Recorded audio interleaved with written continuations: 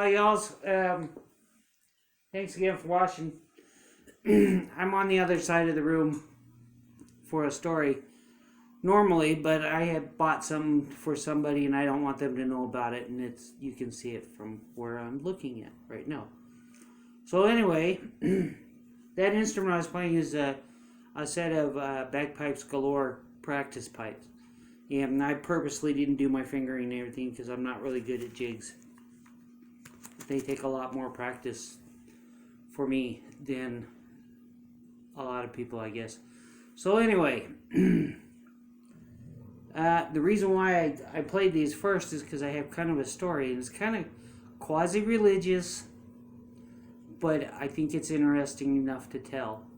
So when I was doing paratransit, I usually had a set amount of people that I would pick up every day when I was doing paratransit, and sometimes we would get what's called an insert into the route, and a dispatcher would, if I had space in time on my route, the dispatcher would put an insert onto my route.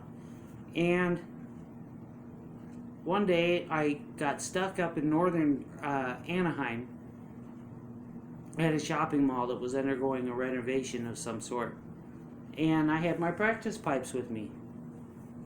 So I'm out there practicing, and this guy, he looked Eastern African, like more Eritrean.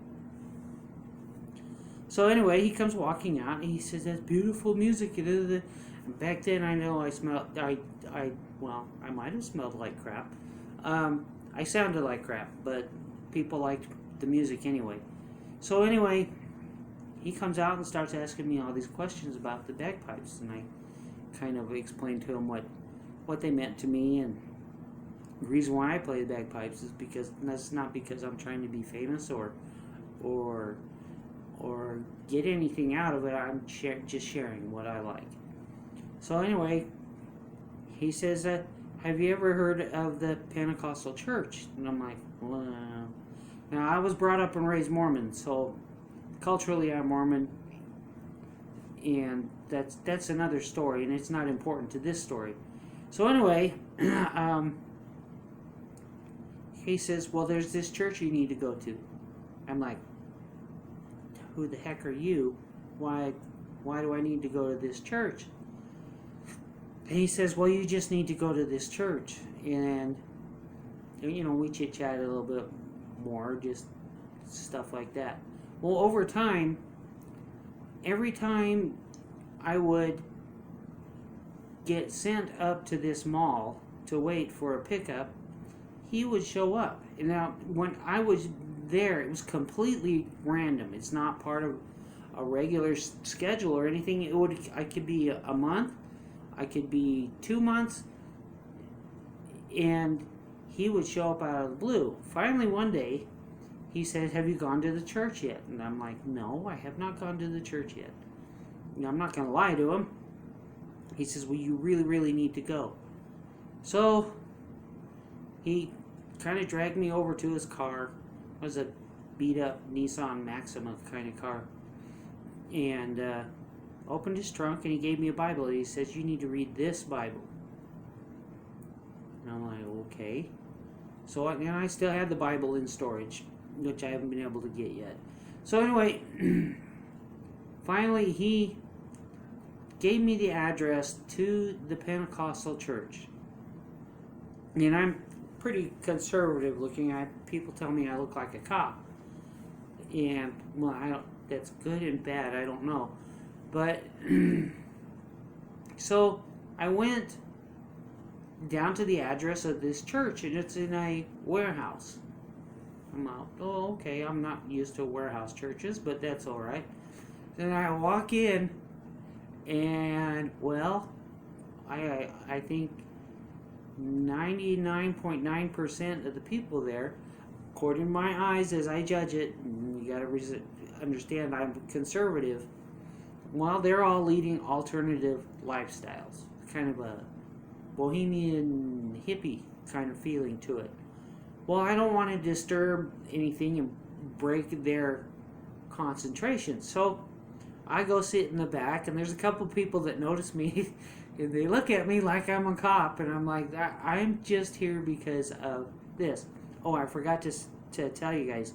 The guy's name is David, who kept coming out and talking to me behind this mall.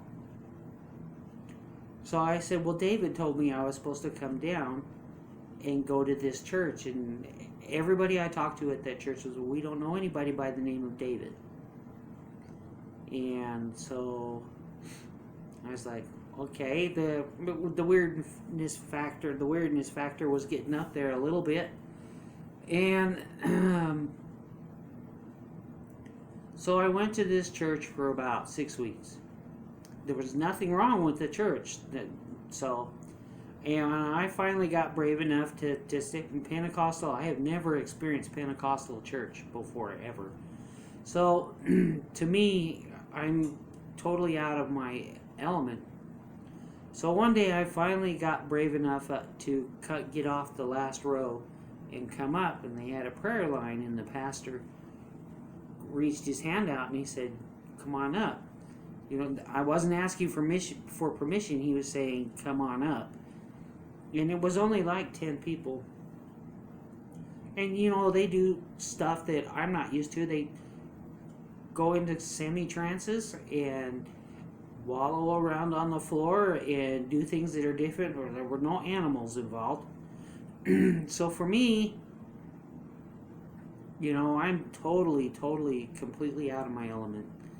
And he brings me up into the prayer line, where you stand up, and he went through and gave everybody a blessing. I'll tell you what, I felt tingle from the top of my head to my toes. I can't say what the feeling was, but it was a warm wash. That's all I can explain. So we got through with that. And the cool thing about this church is when you go out after the service, you had kind of a hallway with one curtain on one side and one curtain on the other side. And you went through one by one, and you could leave a tithing, and nobody else would see if you left a tithing or you didn't leave a tithing or an offering or what you would. Nobody knew. It was completely anonymous. There was nobody. It was totally blank.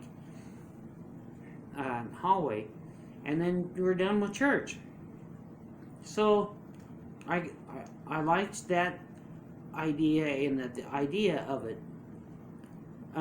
So I went back to that church, and I didn't go for like 2 weeks.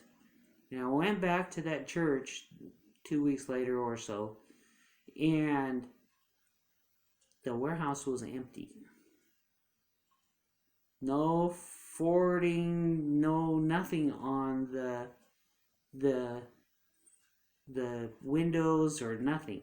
It was like that church had never been there. There was not a trace of anything. I looked inside that building, and there was nobody there. So whoever that David guy was, I don't know, but that was one of the weirdest, not weirdest, most unexpected experiences that a conservative Mormon, a culturally Mormon person could probably experience in the Western world. So I'll always remember that experience. And it was all because of the bagpipes, I'm pretty sure, bringing those out and playing them. So anyway, that's my story. I don't know if anybody will really watch this because religion's kind of out right now. But I had an experience, and it was real, and it was mysterious, and I don't know who the David guy was. So anyway, there it is. And don't let the COVID bite you. And God bless. There's a lot of bad stuff going on nowadays. So take care, all right? Bye.